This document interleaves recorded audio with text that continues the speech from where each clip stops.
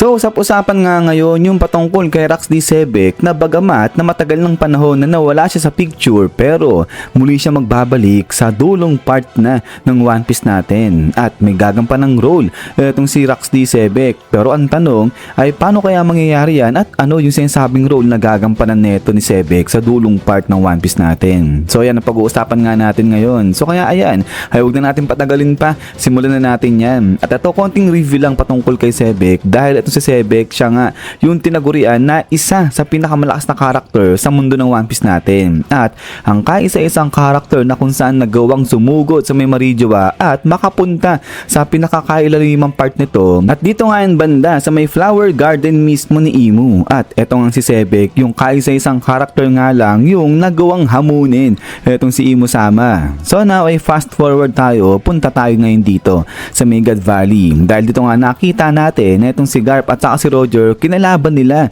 etong si Sebek. So naging 2v1 nga yung nangyaring laban dito. At so alam natin yung istorya na talo ni Roger at saka ni Garp etong si Sebek. Pero pagkatapos ng laban nila, ang tanong ay saan na napunta etong labi o yung katawan ni Sebek? At bakit nga ba importanteng malaman kung nasa napunta etong katawan ni Sebek? So now ay dito pa rin tayo pupunta sa Megad Valley dahil nakita nga natin dyan na di ba kinalaban din ni Sebek etong ang si Imu Sama dyan. At ayun, natalo rin ni Imu etong si Sebek. So actually mas nauna nga etong laban ni Imu at saka nga ni Sebek. So kung matatandaan ninyo, nagharap muna etong si Imu sa si Sebek, tapos etong nga natalo ni Imu etong si Sebek at ginamitan niya ng Domi Reverse. At ayun nga, hindi na nakontrol ni Sebek yung kanyang katawan at ang resulta nga noon ay kinalaban siya ni Roger at saka nga ni Garp. But then eto nga, going back, nang natalo na etong si Sebek sa lahat-lahat ng nangyaring laban dyan sa may God Valley, ang possible na nangyaring araw nito, kinolekta o kinuha ng world government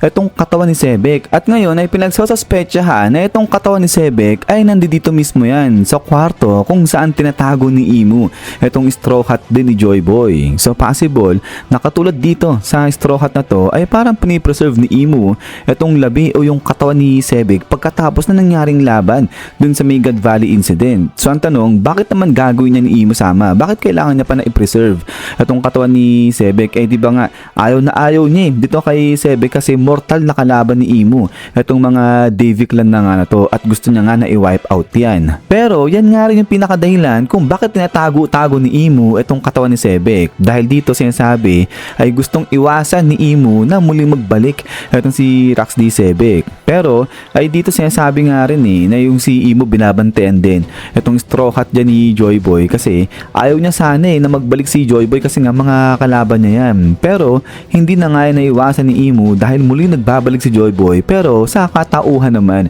ni Luffy. Pero yun, going back ay eto yung napipil dahilan kung bakit sinasabing tinatago ni Imu etong katawan ni Sebek para nga maiwasan lahat nung kung anumang paraan na makuha yung katawan ni Sebek at baka kasi nga ma-revive yan But anyways, ngayon na nandito na nga kay Imu Sama itong si Sebek, possible niyan na itong world government ay pag-eksperimentohan rin itong si Sebek at pwede nilang gawin ngayon dyan lahat ng mga gusto nilang gawin kasi una patay naman yung si Sebek at kung hawak nga nila itong katawan niya ay lahat ng mga pwede na experiment pwede nilang gawin dyan kay Sebek. Pero sinasabi rito hindi lang basta-basta experimentation yung ginawa kay Sebek dahil kung maalala ninyo ay di ba may mga ginawang seraphim itong world government natin at itong mga seraphim na to alam natin na hindi puchu-puchu yan, mga malalakas din yan as if na parang akala mo kasi lakas talaga nila yung mga tunay na mga pinaggayahan nila. At so ayan, so far yung mga pinaggayahan ng mga seraphims na to ay eto mga 7 warlords nga natin. At ito nga makikita kompleto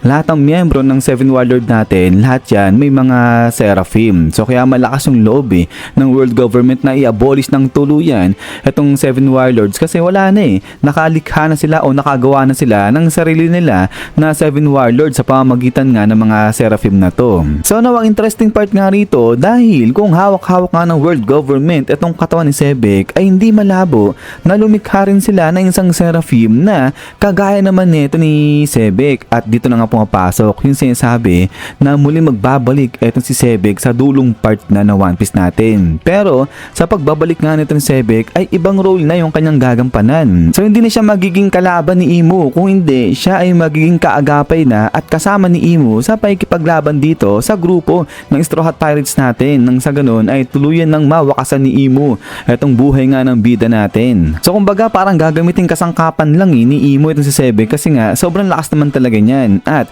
ito talaga if ever na mangyari nga magkatotoo to, masasabi natin na itong si Sebek yung isa sa magiging pinakamatindi na obstacle para nga rito sa grupo ng Straw Hat Pirates natin. Natin pagkatapos nga niyan, isan guys. So hanggang dito lang itong video natin patungkol rito kay Sebek. At ayan, kung meron kayong mga kuro-kuro o mga idea patungkol sa theory na nga to, sa speculation na to, siguro pa-comment na lang, pakishare din sa ibaba. Pero kung ako lang naman, sa tingin ko medyo mababa yung percentage na mangyari o magkatotoo itong bagay na to. Pero although may chance naman na pwede mangyari yan kasi nga di natin alam kung paano tumakbo yung isip nga ni Oda. So far kapag may mga theory lumalabas, lahat yun di tumatama. Talagang ang lupit ni Oda, ibang-iba yung isip niya sa mga nagumagawa nga ng theories. But anyways, yun nga guys, sa'yo ulit. Maraming salamat sa panonood dito kay One Piece natin. At hintay-hintay lang para sa update kay chapter 1191. So yun na naman. So yan, lagi mag-ingat.